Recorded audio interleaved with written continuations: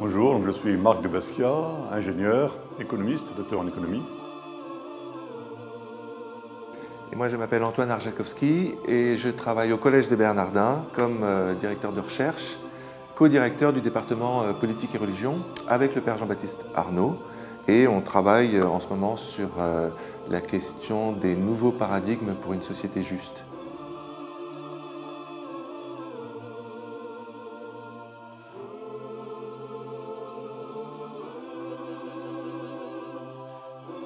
Oui, le temps est venu pour changer de paradigme. C'est la conviction qu'on a ici au pôle de recherche du Collège des Bernardins.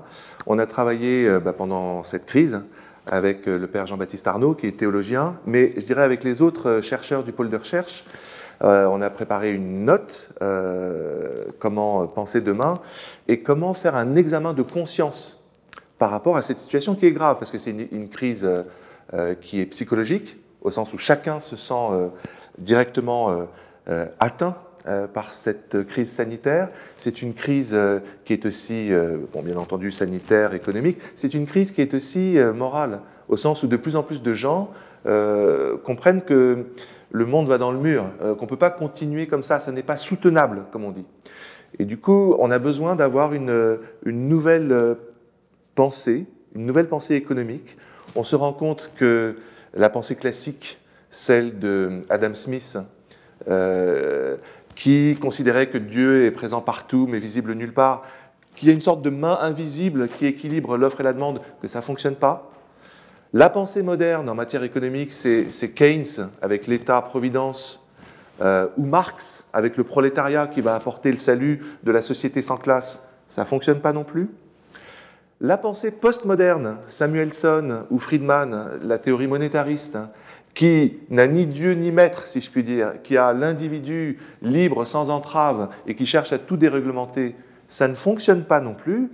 Et donc, est-ce qu'il n'y a pas un nouveau paradigme? Et nous, on est convaincus que des penseurs, des nouveaux économistes comme Kate Raworth, par exemple, en Angleterre, qui intègrent les données environnementales et les données sociales pour penser un développement harmonieux, ça colle tout à fait avec ce qu'on appelle la doctrine sociale des églises, parce qu'il n'y a pas simplement la doctrine sociale de l'Église catholique, mais il y a aussi les orthodoxes, les protestants, sont assez d'accord pour dire qu'il y a l'option préférentielle pour les pauvres d'un côté, et il y a aussi le respect impératif pour la création de l'autre.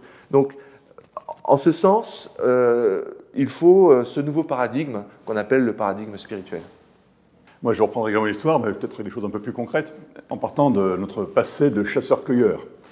Chasseurs-cueilleurs, c'est il y a quelques millénaires de ça, et depuis, nous avons vécu justement quelques millénaires du travail de la terre. Au début du XXe siècle, c'était 40% de la population qui était au champ.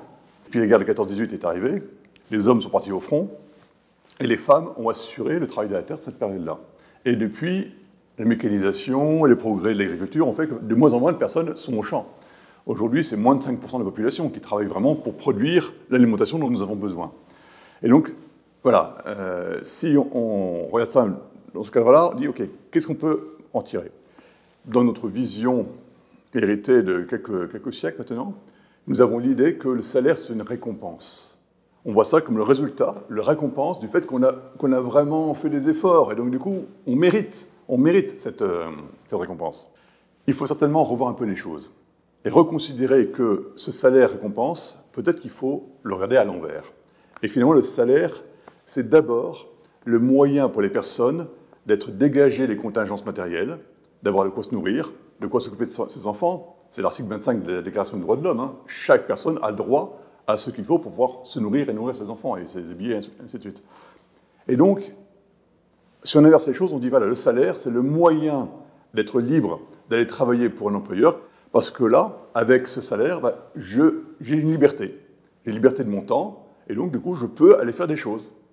Et donc, voilà. Donc, je pense que le grand changement qui est en train d'arriver, c'est cette prise de conscience que le salaire n'est pas une récompense, mais c'est un moyen nécessaire pour avoir la liberté de travailler selon nos aspirations et nos compétences, et ce qui est nécessaire et attendu par la société.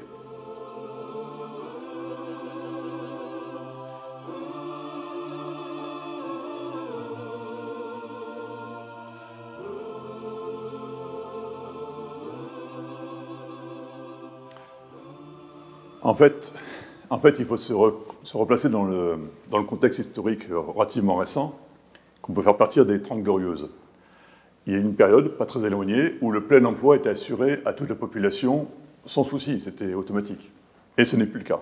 Ce n'est plus le cas maintenant, chacun peut craindre de tomber au chômage. Donc chômage, fin de droit, minimum social, une certaine violence dans le traitement social du chômage. Pourtant, si on considère que le travail de 5% de la population suffit à assurer la subsistance de toute la population, qu'est-ce qui empêche qu'on ait des règles sociales qui permettent que tout le monde ait de quoi se nourrir, se loger, s'habiller, se soigner et s'éduquer? Tout le monde va à l'école. Le système de santé est universel, tout le monde y a droit. Par contre, sur la subsistance, il y a toujours un doute. Il y a toujours une réticence, un frein, qui fait qu'on hésite à mettre en place un revenu de subsistance pour tout le monde. Pourtant, il y aurait de gros bénéfices à ça. Des gros bénéfices parce que si on assurait que chacun reçoive, mettons, 500 € tous les mois, c'est pas un gros montant, 500 € tous les mois, ça aurait plein de bénéfices. En particulier, tout le monde serait logé à la même enseigne. Donc personne ne tomberait dans le dénuement total. Et chacun serait traité à l'identique en cotisant, mettons, 32% de tous ses revenus tous les mois et recevant ces 500 € automatiquement également. Automatique, tout le monde pareil. Donc il n'y aura plus de démarches administratives, plus de recherche, plus de justification de quoi que ce soit, plus de contrôle. Donc là, on est vraiment sur quelque chose qui respecte les personnes et qui les unifie. Et donc, le revenu universel, ça consiste vraiment à remettre en place un socle citoyen qui fait que chacun, voilà, a ce confort minimal, je dis bien minimal, qui permet vraiment d'entrer dans la vie avec sérénité et d'avoir une coopération avec ses voisins, avec tout le monde, de manière beaucoup plus apaisée. Et je crois qu'on a vraiment besoin de paix au niveau économique dans notre monde. Moi, je partage entièrement ce que vient de dire Marc de Basquiat, qui est un des grands spécialistes en France du sujet et qui a des données très précises, très chiffrées de la situation. Nous, ce qui nous a fait réfléchir au Collège des Bernardins, c'est l'intervention du pape François. Le pape François, pendant la crise du Covid, à Pâques, a pris la parole, Urbi et Orbi, pour dire, là, il y a des tas de travailleurs indépendants qui ne reçoivent pas de revenus. Et donc, il a proposé un revenu décent pour ces travailleurs indépendants. Il a même parlé d'un salaire universel. Alors, ensuite, voilà, il faut réfléchir sur ce que ces mots veulent dire. Mais on comprend l'idée. Et on comprend, en écoutant Marc de Basquiat, un certain nombre de spécialistes, que ça pourrait être étendu à d'autres catégories professionnelles et finalement à tout majeur. Ça serait une reconnaissance de la société d'un travail invisible qui n'est pas pris en compte jusqu'à présent. Je pense aux associations, par exemple.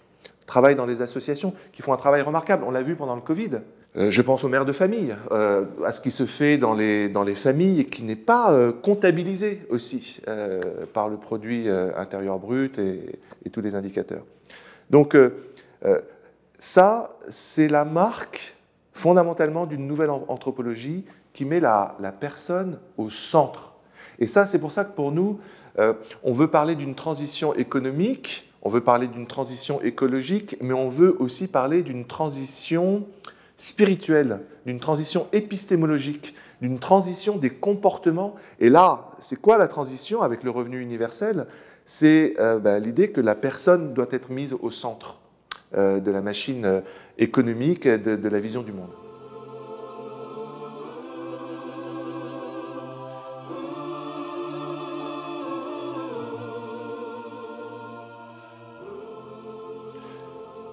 En fait, comme c'est un revenu universel, il s'agit de le donner aussi bien aux pauvres qu'aux riches. On est bien d'accord. C'est universel. Et en fait, le plus logique, c'est de commencer par le donner aux riches. Ça peut surprendre. Mais en fait, c'est le plus simple, c'est le plus logique. Parce que les riches, ils ont de quoi le financer. Parce que les riches, en fait, le revenu universel qu'on leur donnerait, il serait financé directement par les impôts qu'ils payent eux-mêmes. En fait, c'est un transfert, poche droite, poche gauche, qui se ferait automatiquement pour la même personne qui paye des impôts et qui, voilà, recevrait en retour 500 € par mois. La bonne nouvelle, c'est que ça se passe déjà comme ça. On ne le voit pas, Mais pour les personnes, les 15% parmi les plus riches, qui sont soumis à l'impôt sur le revenu au taux de 30%, ces personnes-là, en réalité, tous les mois, payent 30% de leur revenu et ont une déduction de 498,52 € tous les mois, par personne. Donc si c'est un couple, c'est 2 fois. Et ça, c'est le cas aujourd'hui. On ne le voit pas, parce que c'est un peu compliqué de le repérer, mais c'est le cas. Et donc, l'idée, c'est de nommer ces 498,52 € revenus universels, et ensuite, cette règle de calcul de l'impôt pour les plus riches, de l'étendre à tous ceux qui sont en dessous, jusqu'à ceux qui n'ont pas le revenu, qui recevraient 498,52 € au lieu de RSA, prime d'activité, des cotes, et tout système compliqué, auquel on ne comprend pas grand-chose. Et cette solution-là serait plus avantageuse pour eux. Donc c'est quelque chose qui peut se mettre en place avec une réforme fiscale, en réalité, de manière assez simple. Qui va le faire, nous ne savons pas, mais en tout cas, la faisabilité, elle est connue, elle est démontrée. Moi, je trouve ça intéressant comme démarche. Et en même temps, je me dis, puisque la question c'est comment on finance cette réforme importante du revenu universel, est-ce que tout l'effort doit porter sur le travail? Est-ce qu'il ne faut pas aussi faire porter l'effort sur le capital? Surtout à une époque d'un capitalisme financier où on parle d'une spéculation algorithmique qui parfois est complètement folle.